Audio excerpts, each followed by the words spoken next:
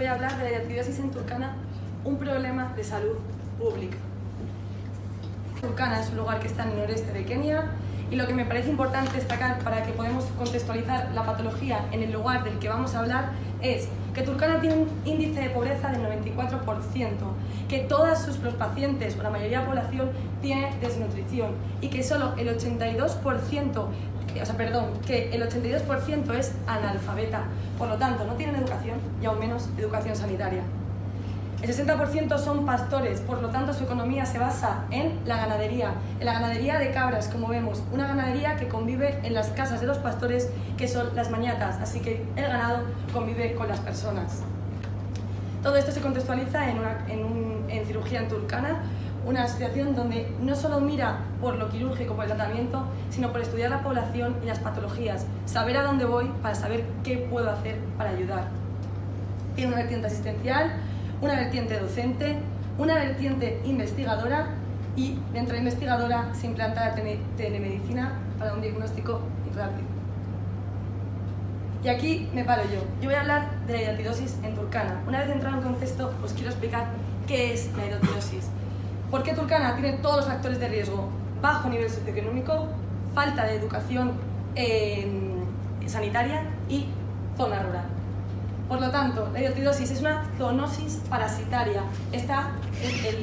Principalmente el género es el Echinococcus y dentro del género Echinococcus el 95% de la hidatidiosis está producida por una especie que es la granulosus.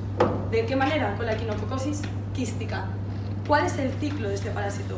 Su hospedador definitivo es el perro, es donde encontramos el cestodo. Y ese perro, en su intestino delgado, va a tener el cestodo, que está formado por tres partes, un escólex, y luego tendríamos las proglótides, inmadura, madura y grávida, por la cual va a sacar los huevos en las heces del perro, y esas heces serán ingeridas ¿por quién? Por el hospedador intermedio. El hospedador intermedio es el ser humano y el ganado, en Turkana principalmente la cabra. Este hospedador intermedio entra el huevo y en su intestino la oncosfera tiene la capacidad de atravesar la pared intestinal, ir por circulación portal y su primera parada es en el hígado. Por ello, el 75% de las manifestaciones de la hidatidiosis se dan por quistes hepáticos. Si atraviesa esa primera barrera hepática, podríamos tener manifestaciones extrahepáticas y la principal localización de esas manifestaciones extrahepáticas es el pulmón, teniendo quistes en el pulmón. Por lo tanto, este ciclo se va a ver interrumpido si el humano ingiere esta carne o estas verduras infectadas, principalmente suele ser por agua o vegetales contaminados, y se cierra únicamente cuando el perro, que es el hospedador definitivo, come de la carne infectada de las cabras. ¿Por qué hidatidiosis en Turkana? Hidatidiosis en Turkana, en 1985, ANREF hace un estudio y concluye que es la zona del mundo con más hidatidiosis.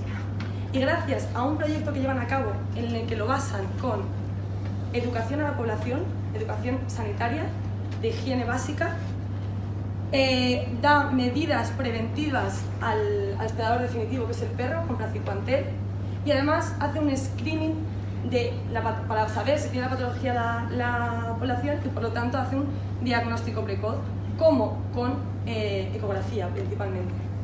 Entonces, esto hace que vaya disminuyendo el porcentaje en 2017, pero lo que no provoca es que no sea una de las zonas del mundo con más hidatidiosis.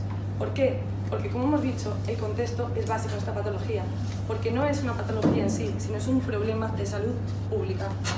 Aparece en zonas anatómicamente infrecuentes en los casos de Turkana, por lo tanto, tiene una clínica muy anómala que no nos hace sospechar de primeras que pueda ser hidatidiosis.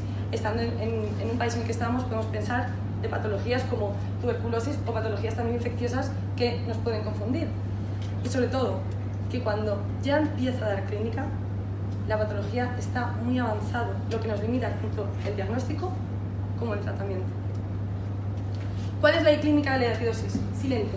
No da clínica, porque su clínica va a depender principalmente de 1.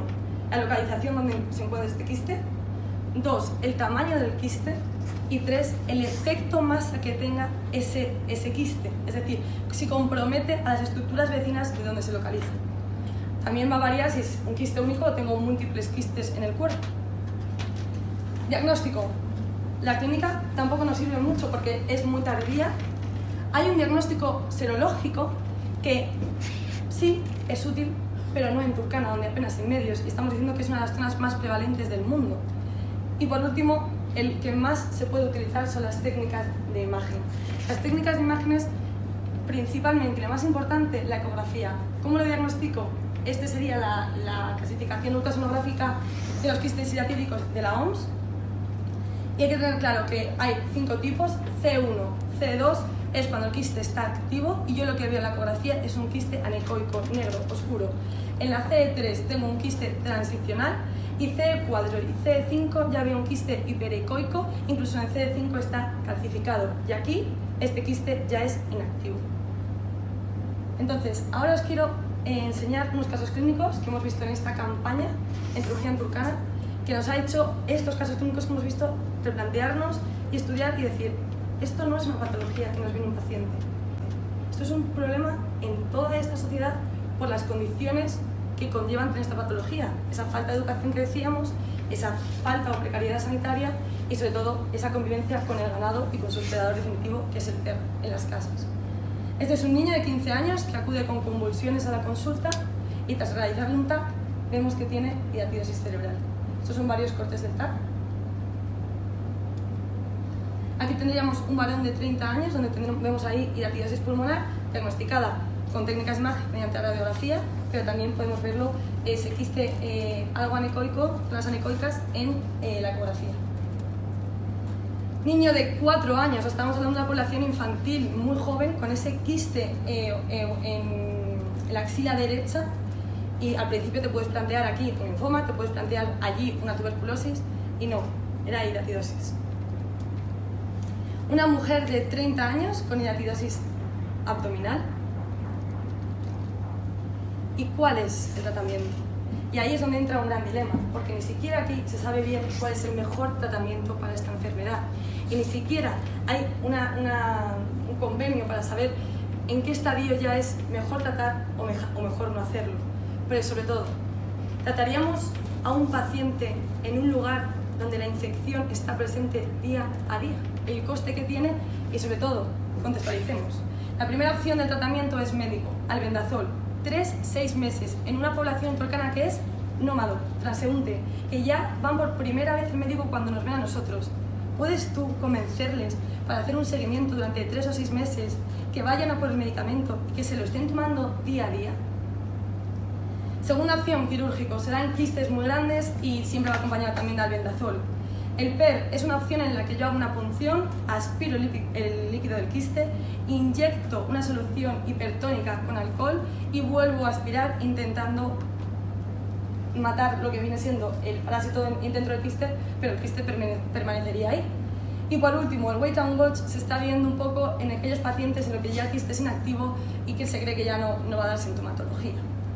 ¿Qué ocurre en Turkana? Lo que he dicho, que no es solo difícil conseguir y pagar el tratamiento, sino también hacerle entender al paciente la patología y lo que conlleva el tratamiento de 3 a 6 meses con un compromiso médico. Así que para concluir, quiero hablar de que la hidatidosis no es solo una enfermedad, sino que en Turkana es un problema de salud pública. ¿Por qué? Por la precariedad sanitaria y por la falta de medios. Y que lo más efectivo que se ha visto en los estudios de ANRED es que la clave para poder intentar disminuir la prevalencia de la enfermedad está en disminuir la transmisión del parásito. Y para ello necesitas un equipo multidisciplinar, no solamente una cura puntual de un equipo que vaya a Turkana. Por lo tanto, yo trayendo esto, quiero destacar la importancia que tiene conocer otras realidades, entender las circunstancias que la rodean a esas realidades y sobre todo contextualizar, es decir, dónde y en quién está ocurriendo esa patología. Y que no nos olvidemos que la escasez de recursos sí que tiene una repercusión sanitaria en muchos países en el mundo. Así que para acabar, me gustaría deciros una frase de Aldous Huxley que dice: la experiencia no es lo que te sucede, sino lo que haces con lo que te sucede. Y por eso estamos aquí hoy, gran parte del equipo de Turkana. Gracias.